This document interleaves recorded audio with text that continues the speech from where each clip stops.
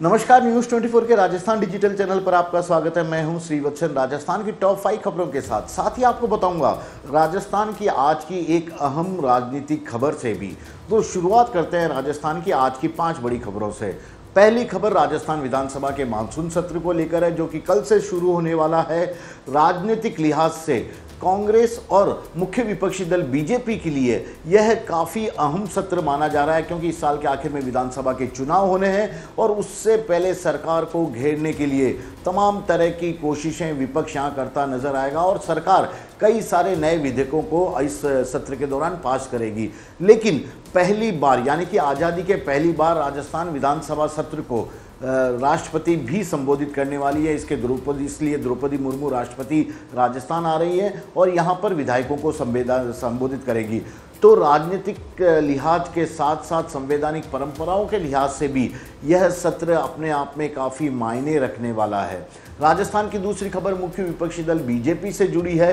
BJP के नए प्रभारी प्रहलाद जोशी पहली बार कल राजस्थान आने वाले हैं। तो ऐसे में बीजेपी की ओर से उनके स्वागत की तमाम तरह की बड़ी तैयारियां की गई है। खास बात यह है कि बीजेपी इस बार राजस्थान में सरकार वापसी का दावा कर रही है और ऐसे में पार्टी के नेतृत्व ने राजस्थान के प्रभारी से लेकर संगठन तक में बड़े स्तर पर बदलाव किया है। हाल ही में बीजेपी को नया अध्यक्ष भी सीपी जोशी के तौर पर मिला था। सीपी जोशी ने अपनी नई कार्यकारिणी भी बना ली है।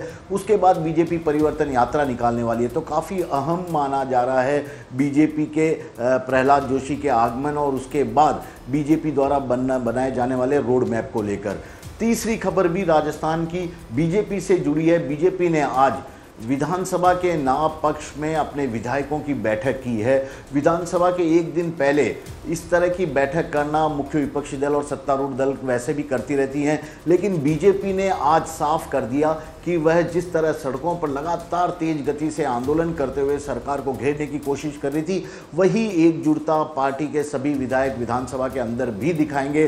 सरकार की कमियां, राजस्थान में कानून व्यवस्था, महिलाओं पर होने वाले अत्याचार जैसे कई मुद्दों को वह जोर शोर से उठाएगी। इसके अलावा बीजेपी का यह भी आरोप है कि यह तय किया गया है आज विधायक दल की बैठक में कि जब भी उस पार्टी के विधायकों को विधानसभा में बोलने का मौका मिलेगा, वे इस विषय को जरूर उठाएंगे कि राजस्थान की अशोक गहलोत सरकार कई सारी योजनाओं का ऐलान तो कर रही है, लेकिन नियमानुसार बजट के अनुसार उस पर राशि खर्च नहीं की जा रही है। कई सारी ऐसी योजनाएं हैं जिसका बजट की अनुमति ली ही नहीं गई है।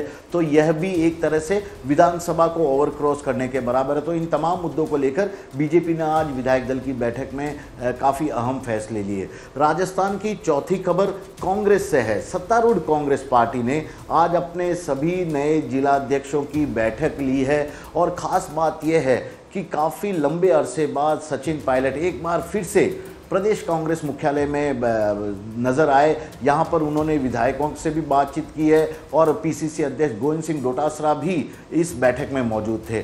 पार्टी के राजस्थान प्रभारी सुखजिंदर सिंह रंधावा के साथ हरीश चौधरी और बीडी कल्ला जैसे तमाम बड़े नेता आज पीसीसी दफ्तर में काफ़ी अरसे बाद एक साथ नजर आए।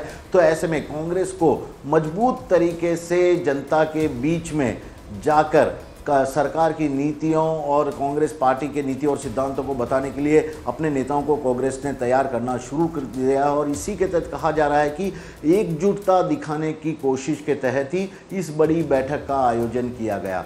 राजस्थान की पांचवी और आखिरी खबर पेंशनरों से जुड़ी है। राजस्थान में पेंशनरों ने अपना हक मांगते हुए रैली निकाली है। उनका कहना है कि सामाजिक सुरक्षा के गारंटी के तहत उन्हें पेंशन मिलना चाहिए। इसके लिए अलग अलग कैटेगरी भी तैयार की गई है और इन लोगों ने पुलिस कमिश्नर दफ्तर से लेकर रामलीला मैदान तक एक बड़ी रैली निकाली। मुख्यमंत्री अशोक गहलोत ने भी राजस्थान में पेंशनरों को, जो लाभार्थी पेंशनर हैं, उनसे संवाद किया और उन्हें भरोसा दिया कि सरकार सामाजिक सुरक्षा गारंटी को बेहतर तरीके से लागू करने में कोई कसर बाकी नहीं रखेगी। यहाँ तक कि विधानसभा के सत्र में एक ऐसा कानून बनाएगी जिसमें न्यूनतम 1000 रुपये का पेंशन तो पेंशनरों को सामाजिक सुरक्षा कानून के तहत या गारंटी के तहत मिलेगा ही। अब बात राजस्थान की उस बड़ी खबर से जो कि राजनीतिक लिहाज से राजनीतिक दल खास तौर पर बीजेपी के लिए काफ़ी अहम भी है और बीजेपी की जब भी बात होती है तो वसुंधरा राजे का नाम सामने आ जाता है।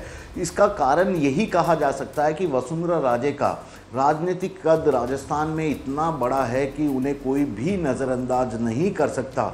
लेकिन पिछले कुछ वक्त से वसुंधरा राजे की राजस्थान में जिस तरह से राजनीतिक उनका नज़र आ रहा है चेहरा, वह लोगों को चौंकाने वाला भी है और यह भी सवाल उठा रहा है कि क्या वसुंधरा राजे अपने इस तरह से तिरस्कार किए जाने कई मौक़ों पर सहन कर लेगी चुपचाप, या जिस तरह से उन्हें इस बार पार्टी ने मुख्यमंत्री का चेहरा नहीं बनाने का फैसला किया है, क्या वह बीजेपी हाईकमान के इस फैसले को पूरी तरह से मानते हुए चुपचाप बैठ जाएंगी या जैसा वह हमेशा की तरह प्रचार करती रही हैं आम बीजेपी कार्यकर्ता की तरह वह आगे भी जारी रखेगी। यह सवाल इसलिए भी अहम हो जाता है क्योंकि वसुंधरा राजे ने आज दिल्ली में जाकर पार्टी के राष्ट्रीय अध्यक्ष जेपी नड्डा से मुलाकात की। जेपी नड्डा से मुलाकात से पहले उन्होंने पार्टी के बड़े वरिष्ठ नेता बीएल संतोष से भी मुलाकात की। हालांकि 10 जुलाई को जब सवाई माधोपुर में बीजेपी का विजय संकल्प बैठक हुआ था तो उसमें बीएल संतोष मौजूद थे। वहां वसुंधरा राजे ने उनसे मिलकर अपना पक्ष रखा और बताया कि राजस्थान की राजनीति किस तरह से है, यहां पर यदि बीजेपी को सत्ता में लाना है तो क्या करना पड़ेगा और आखिरकार ऐसी क्या वजह रही कि 2 बार की मुख्यमंत्री रहने के बाद लोगों के बीच अपार जन समर्थन होने के बाद भी उन्हें पार्टी इस बार वो तवज्जो नहीं दे रही है जो साल 2018 और उससे पहले के चुनाव में बीजेपी दिया करती थी, उन पर भरोसा जताया करती थी। इस तरह के तमाम सवालों को उन्होंने उठाया है। चूँकि वह उचित मंच नहीं था सवाई माधोपुर का, तो ऐसे में उन्होंने कहा गया कि आप दिल्ली आइए, राष्ट्रीय अध्यक्ष के साथ बातचीत करिए, चुनाव का रोड मैप तैयार हो जाएगा। और यही कारण है कि वसुंधरा राजे आज दिल्ली गई हैं और दिल्ली में करीब 1 घंटे 25 मिनट तक पार्टी के राष्ट्रीय अध्यक्ष जेपी नड्डा से मुलाकात की। इतनी लंबी मुलाकात इस चुनावी सीजन में क्या गुल खिलाने वाली है, इसे लेकर अब कई सवाल भी सामने आने लगे हैं।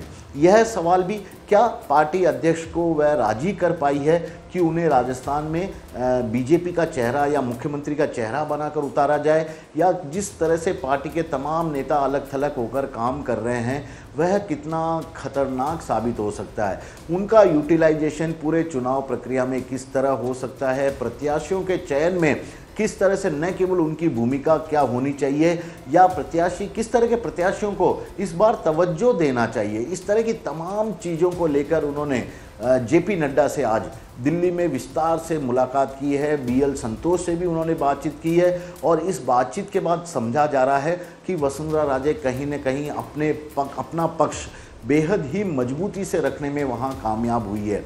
हालांकि यह बात अलग है कि अमित शाह हो या पीएम मोदी, इनकी जनसभाओं में वसुंधरा राजे मौजूद तो रहती हैं, उन्हें तवज्जो भी दिया जाता है, मंच पर पास भी बैठाया जाता है, लेकिन जब पीएम नरेंद्र मोदी की जनसभाओं की बात की जाए, चाहे वो अजमेर की जनसभा हो या हाल ही में जो उन्होंने जनसभा की थी वहाँ की बीकानेर की बात की जाए, दोनों ही जगह वसुंधरा राजे को बोलने का मौका नहीं मिला पीएम नरेंद्र मोदी के सामने। यानी कि वे अपनी बात भी जनता के सामने अपने तरीके से नहीं रख पाई जो कि जोर शोर से रखते आई है। इसके अलावा वसुंधरा राजे को इस बात का भी मलाल है, जिसकी शिकायत भी या कहें कि अपनी एक व्यथा भी उन्होंने राष्ट्रीय अध्यक्ष को बनाई कि बतौर राजस्थान की 2 बार मुख्यमंत्री रहने के दौरान उनकी सरकार ने बहुत सारी कल्याणकारी योजनाएं बनाई, लेकिन न तो राजस्थान बीजेपी का नेता और न ही केंद्र से आने वाले राजस्थान में कोई बीजेपी का नेता कभी भी उन योजनाओं की चर्चा करता है, उन योजनाओं की तारीफ करता है।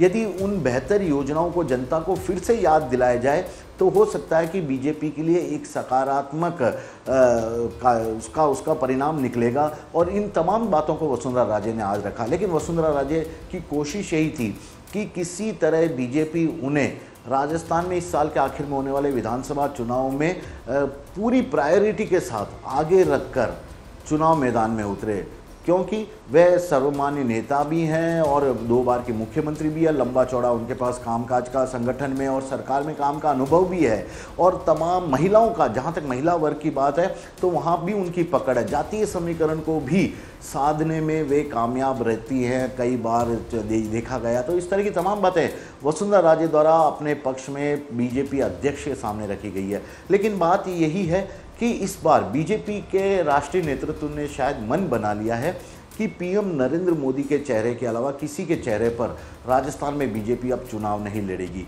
नरेंद्र मोदी सरकार की 9 साल की उपलब्धियों को लेकर ही जनता के बीच में जाया जाएगा। अशोक गहलोत सरकार की नाकामियों को लेकर ही बीजेपी के नेता चुनाव प्रचार में अपना कैंपेन करते नजर आएंगे। तो अब ऐसे में यही देखना होगा कि वसुंधरा राजे बार बार दिल्ली जाकर पार्टी के तमाम छोटे बड़े नेताओं से मुलाकात कर रही है, क्योंकि अच्छी तरह से जानती है कि बीजेपी एक मजबूत संगठनात्मक पार्टी है और पार्टी का उसमें वहाँ जो फैसले लिए जाते हैं वह पीएम नरेंद्र मोदी, अमित शाह जो कि पार्टी के चाणक्य माने जाते हैं, और पार्टी के अध्यक्ष जेपी नड्डा, ये तीनों मिलके ही लेते हैं और इनका निर्णय ही सर्वमान्य होता है, जिसे सभी कार्यकर्ता सभी नेताओं को मानना पड़ता है। और यही कारण है कि आज राजस्थान में विधायक दल की काफ़ी अहम बैठक हुई बीजेपी की, क्योंकि कल से विधानसभा का सत्र शुरू होना है।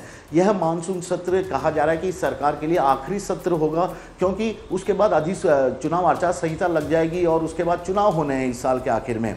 तो ऐसे में इसे सरकार का आखिरी विधानसभा का सत्र माना जा रहा है। तो वसुंधरा राजे की मौजूदगी वहाँ पर उम्मीद की जा रही थी कि वसुंधरा राजे मौजूद रहेगी, अपने विधायकों को बताएगी कि किस तरह से विधायक मिलजुल कर एकजुट होकर काम करें। लेकिन कई बार देखा गया कि वसुंधरा राजे जयपुर में तो मौजूद रहती हैं, लेकिन विधानसभा में अपना बतौर, क्योंकि वे विधायक भी हैं, तो ऐसे में विधानसभा में पार्टी कई बार उन्हें नदारद देखा गया है। उनकी उपस्थिति की यदि बात की जाए तो बेहद ही कम, यानी कि मुश्किल से 10% उपस्थिति इन 4.5 सालों में विधानसभा में उनकी रही है। जब उन्हें कोई बड़ा इशू होता है या वोट डालना होता है राज्यसभा का या कोई और अहम दिन होता है, तब वे एक आधे दिन पूरे सत्र के दौरान वहाँ पहुँच जाती है। लेकिन अक्सर देखा गया कि वे विधानसभा तक में नहीं आती, जयपुर में होने के बावजूद भी। तो उम्मीद की जा रही थी कि वसुंधरा राजे इस बार कम से कम इस अहम विधायक दल की बैठक में मौजूद होगी, लेकिन शायद उनके राजनीतिक अनुभव ने उन्हें बताया कि राजस्थान की बजाय यदि वे दिल्ली में जाकर अपनी बात बताएंगी तो शायद इसका फ़ायदा दूरगामी होगा। और यही कारण था कि जयपुर की बजाय आज वे दिल्ली में नज़र आई, दिल्ली दरबार के सामने अपना पक्ष रखते नज़र आई।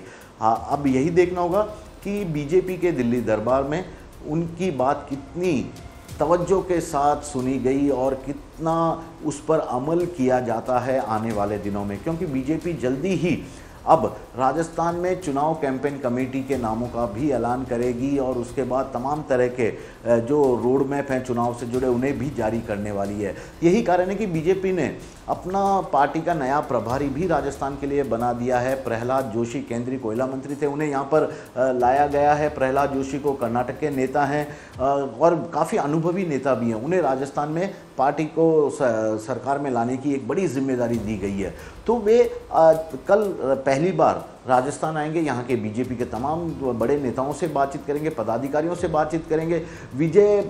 उसके अलावा वे जो राजस्थान बीजेपी द्वारा परिवर्तन यात्रा निकाली जानी है उसके बारे में भी जानने की कोशिश करेंगे और यह दिशा निर्देश देने की कोशिश करेंगे कि किस तरह से राजस्थान के अलग अलग संभागों में यह यात्रा निकाली जाए, कौन सा नेता इस यात्रा का प्रतिनिधित्व अलग अलग इलाकों में करेगा। तो तमाम तरह की बातें डिस्कस होनी हैं।